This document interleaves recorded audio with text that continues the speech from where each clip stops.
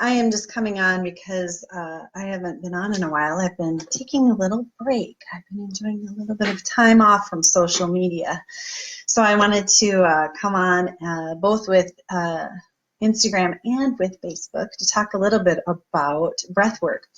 And the reason why I wanted to talk about it is I was talking with a colleague of mine last week, and we were talking about what we've been enjoying most about our work lately.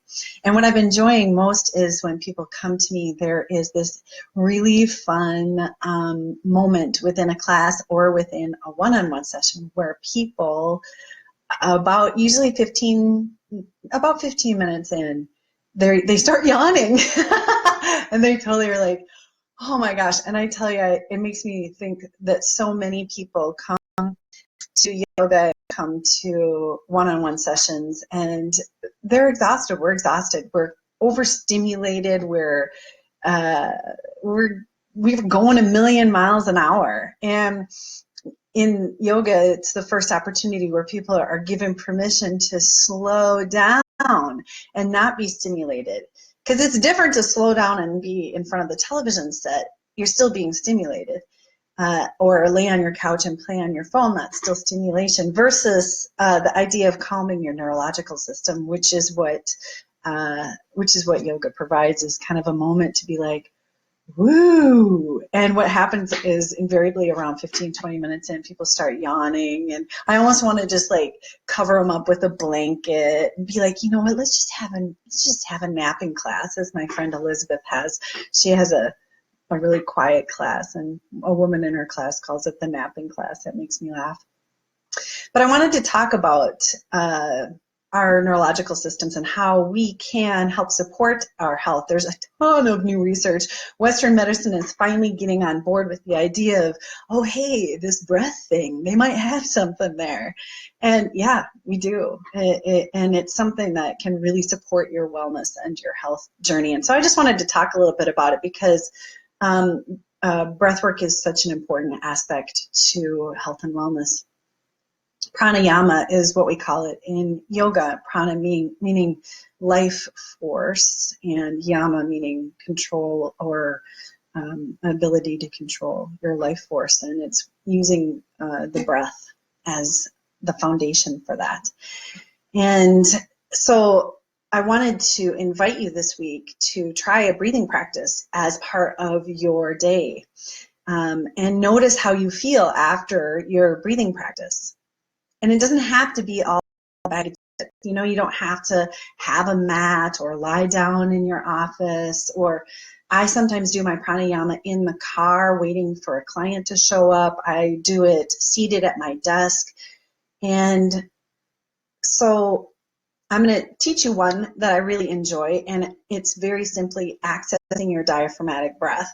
And the diaphragm, in case you don't know, is a huge, actually, this beautiful umbrella of muscle that tucks up under your ribs. And as you inhale, it pushes everything down, and as you exhale, it bounces everything back up. Now, if you can imagine this undulation occurring in your body, this down and this up, imagine it's going to help you with your digestion.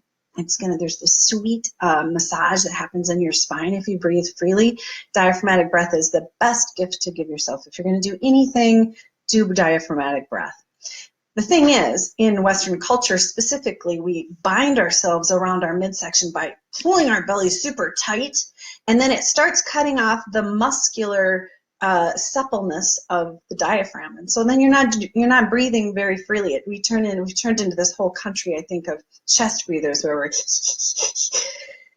and what happens when you're able to start diaphragmatically breathing well, diaphragm, your neurological system. So I just want you to play with it. And if it means touching yourself right where your ribs start coming together and breathing into your hand, notice if you're able to start softening your belly and softening your midsection so you can start breathing freely into your diaphragm. And the practice I recommend is closing your eyes if you're able and doing 3 diaphragmatic breaths. And I don't care if you do it through your nose or your mouth. We're not talking about that today. Let's just talk about breathing and using your diaphragm.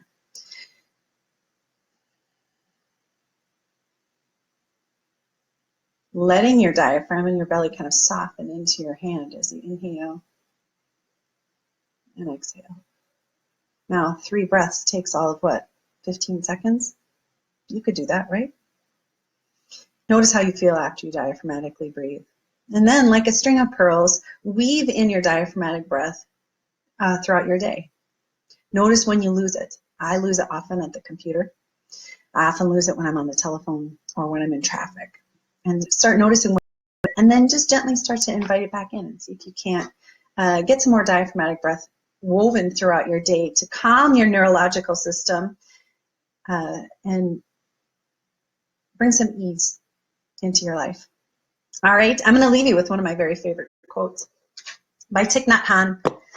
And it says, feelings come and go like clouds in a windy sky. Conscious breathing is my anchor. I'm going to put it in the comments below. Have a great day. Namaste.